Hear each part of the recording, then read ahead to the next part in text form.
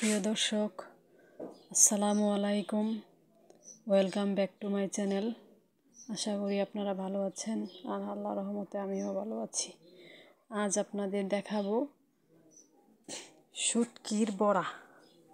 দেখেন, আমি এখানে কচু পাতা নিয়ে নিয়েছি, আর এখানে শুটকি, তারপর রসুন, পেঁয়াজ, এগুলো এখন আমি শিলপাটায় বেটে নিব।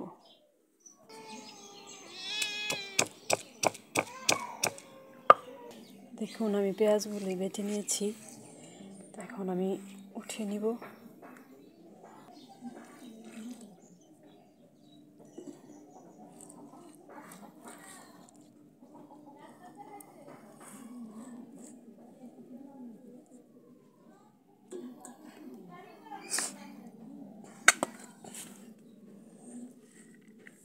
এখন আমি রসুনগুলো দিয়ে তারপর বেটে নিব।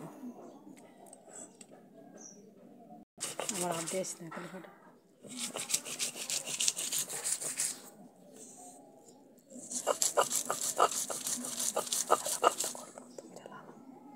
বন্ধ করে না। দেখুন, এখানে আমার রসুন বাটা হয়ে গেছে, এখন আমি এগুলো তুলে নিচ্ছি।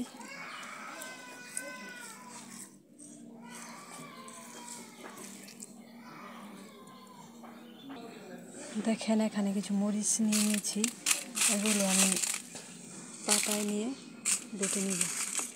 বাটা জিনিসের আসলে স্বাদ বেশি, এই জন্য আমি ব্লেন্ডার না করে বেটে নিলাম আর কি। দেখুন, আমি মরিচগুলো বেটে নিয়েছি, এখন আমি তার সাথে শুটকিগুলো দিয়ে বেটে নিব।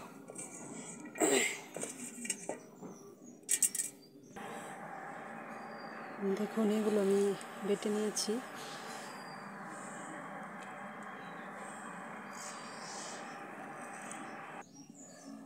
দেখুন, আমি শিলপাটা থেকে চলে আসছি, আমার বাটাবাটির কাজ শেষ।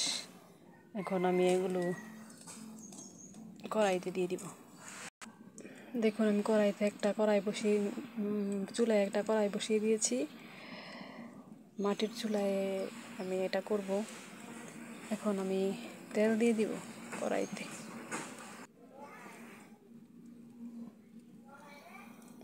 পরিমাণ মতো তেল দিয়ে আমি এখানে কচু পাতা নিয়ে নিয়েছি, তারপর ভুনা করা হলে আমি কচু পাতায় দিয়ে বড়াটা বানিয়ে নিব। এখানে আমি প্রথমে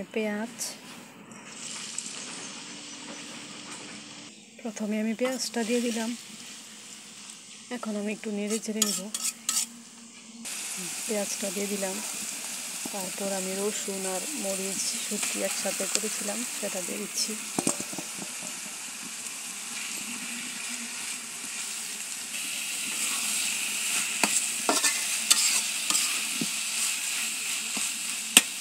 নেড়ে চেড়ে মিশিয়ে নিব।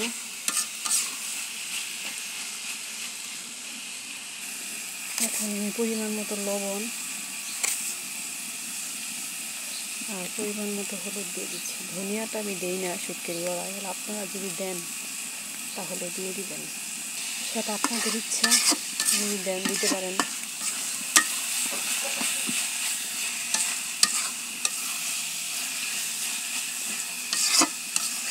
যদি আজকে আমার বড়াটা ভালো লাগে, বড়া রেসিপিটা ভালো লাগে, তাহলে আমার চ্যানেলটি সাবস্ক্রাইব করবেন, পাশে থাকা বেল আইকনটি বাজিয়ে দিবেন, আর কমেন্ট করে জানাবেন আসলে কেমন হয়েছে।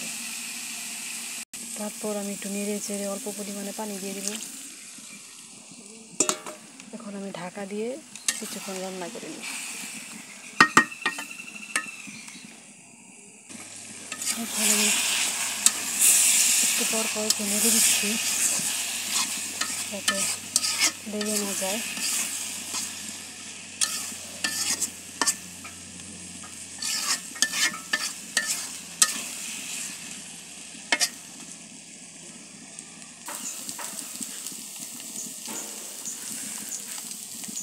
আপনারা দেখতেই পাচ্ছেন, কালারটা খুবই ভালো হয়েছে দেখতে।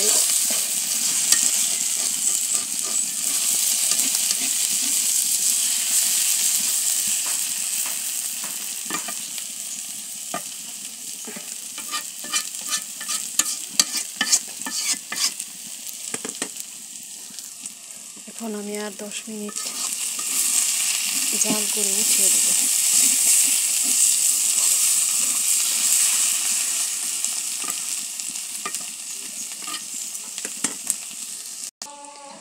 দেখুন আমি 10 মিনিট জাল করার পর আমার মানে শুটকির ভুনাটা হয়ে গেছে।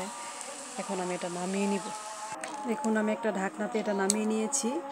এখন যে কচু পাতাগুলো আমি মানে আগে ধুয়ে রেখেছিলাম সেগুলো এখন দিয়ে দিব। দেখুন এখন আমি এই কচু পাতাগুলো ভাজ করে নিয়েছি। 2টা কচু পাতা দিয়ে দিলাম। আর এখানে আমি অল্প পরিমাণ ভুনা দিয়ে দিচ্ছি।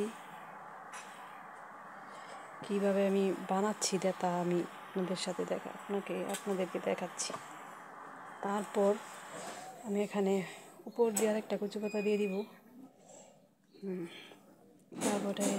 তারপরে এটা এইভাবে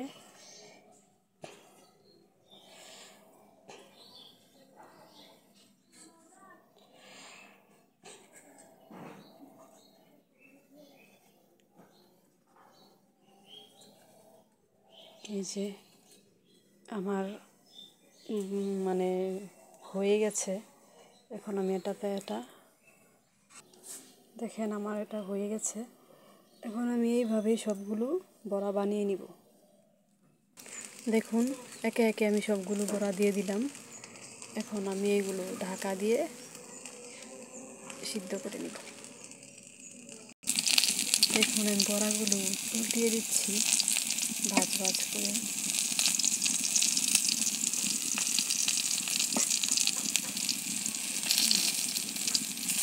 এইভাবে আমি সবগুলো বড়া উল্টিয়ে দিব।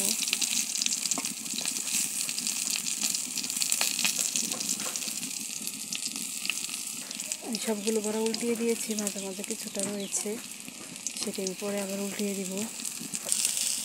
আবার আমি উল্টিয়ে দিচ্ছি।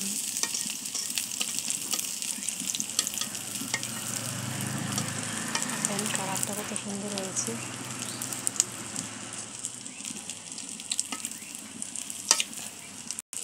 অল্প অল্প তেল দিয়ে আমি ভেজে নিচ্ছি বড়াগুলো। দেখুন আমার বড়া এই পর্যায়ে আমার বড়াগুলো হয়ে গেছে। আমি এখন এগুলো উঠিয়ে নিব।